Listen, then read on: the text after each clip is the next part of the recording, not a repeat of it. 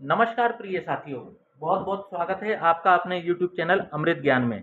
प्रिय साथियों, इस वीडियो में आज हम बात करेंगे तुला लग्न से लेकर के धनु लग्न के बारे में कि इनको कैसे जीवन साथी की प्राप्ति होती है। साथियों, यदि आप भी मेष लग्न से लेकर के कन्या लग्न के जातक या जातिका हैं तो आपके लिए वीडियो हमने पिछले 2 पार्ट में बना दिया है। आप वहां पर जाकर के देख सकते हैं। इस वीडियो को हम 4 पार्ट में बना रहे हैं, ये तीसरा पार्ट है। और यदि आप इससे पहले के पार्ट देखना चाहते हैं तो आप हमारे चैनल पर जाकर के उसको देख सकते हैं। साथियों, बात करते हैं तुला लग्न वालों की कि तुला लग्न वालों को किस प्रकार के जीवन साथी की प्राप्ति होती है। तो साथियों, यदि आप भी तुला लग्न के जातक या जातिका हैं तो आपके सप्तम भाव में कौन सी राशि आएगी? तो 1 नंबर की राशि आएगी। अब 1 नंबर की राशि के जो स्वामी ग्रह बनते हैं वो बनते हैं मंगल। तो आप देखेंगे, यदि इनकी बात की जाए पहले रंग रूप की, तो फेयर कॉम्प्लेक्शन से लेकर के वेआइटिस या गेहुआ कलर इनका हो सकता है। वो ग्रहों पर डिपेंड करेगा कि ये यदि किसी भी ग्रह की यदि यहाँ पर दृष्टि नहीं है तो ज्यादातर मामलों में तो फेयर कॉम्प्लेक्शन होगा इनका, क्योंकि मंगल से ये राशि रूल होती है, पहली चीज। अब बात की जाए स्वभाव की, तो स्वभाव से थोड़ी इनका जो है वो लीडरशिप क्वालिटी इनके अंदर ज्यादा होती है, डोमिनेटिंग नेचर होता है इनका।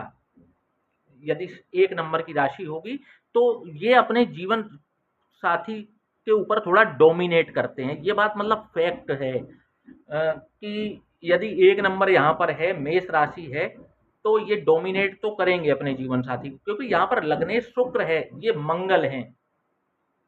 पहली ये बात हो गई।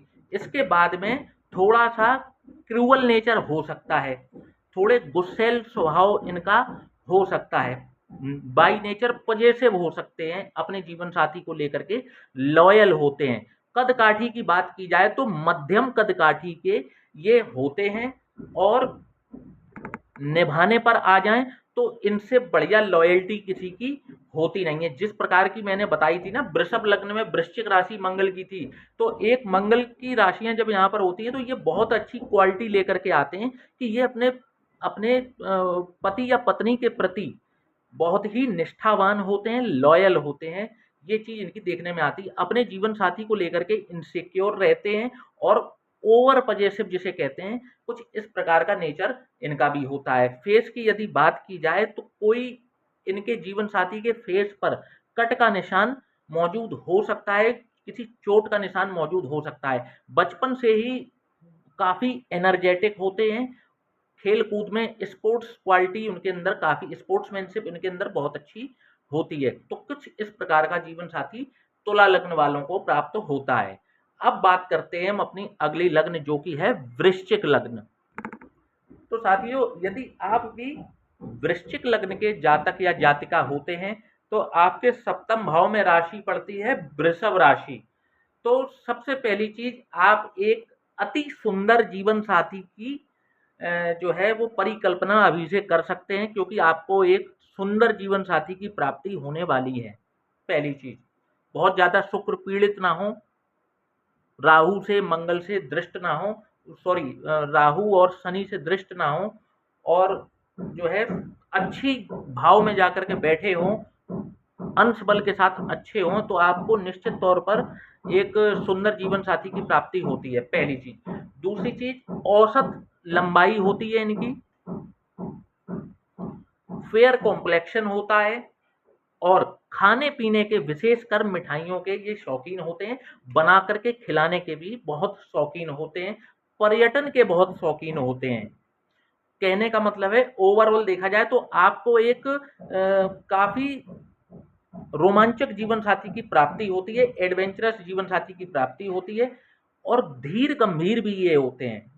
इनका स्वभाव से ये गंभीर होते हैं। आप, क्योंकि स्थिर राशि है, वृषभ राशि एक स्थिर राशि है, स्टेबल राशि है, तो आप देखेंगे कि ये बहुत ही स्थिर विचारों वाले व्यक्ति होते हैं, और आपका हर कीमत पर साथ देने वाले व्यक्ति ये होते हैं।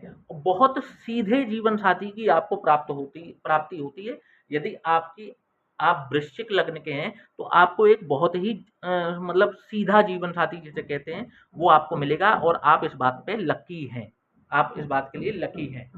ठीक है, तो अब बात हो गई वृश्चिक लग्न की, अब बात करेंगे धनु लग्न वालों की।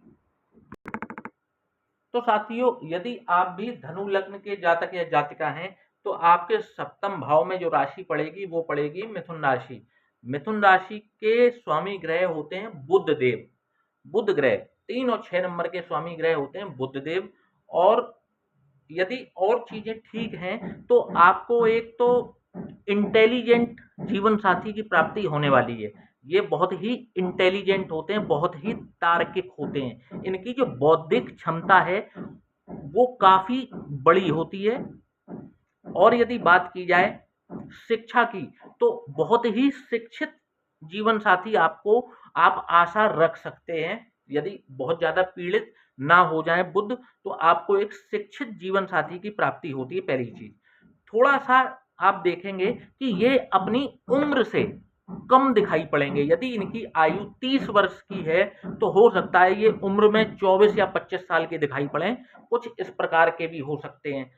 यदि बात लंबाई की जाए तो औसत से कुछ लंबे होते हैं, मतलब जो लंबाई होगी वो अच्छी लंबाई की श्रेणी में आएगी। यदि ये पुरुष हैं तो इनकी जो पत्नी होंगी वो भी स्त्रियों की जो औसत लंबाई होती है उससे लंबी ही होंगी। और यदि ये स्त्री जातिका हैं तो इनको जो हस्बैंड होंगे वे भी इनको लंबे प्राप्त होंगे। ठीक है, इसके बाद में मैंने उसका बता ही दिया आपको कि जो देखने में इनका जो एक अपीयरेंस होगा वो अपनी उम्र से कम होता है। स्किन इनकी चमकदार होती है, स्किन स्किन जो होगी इनकी अच्छी होती है।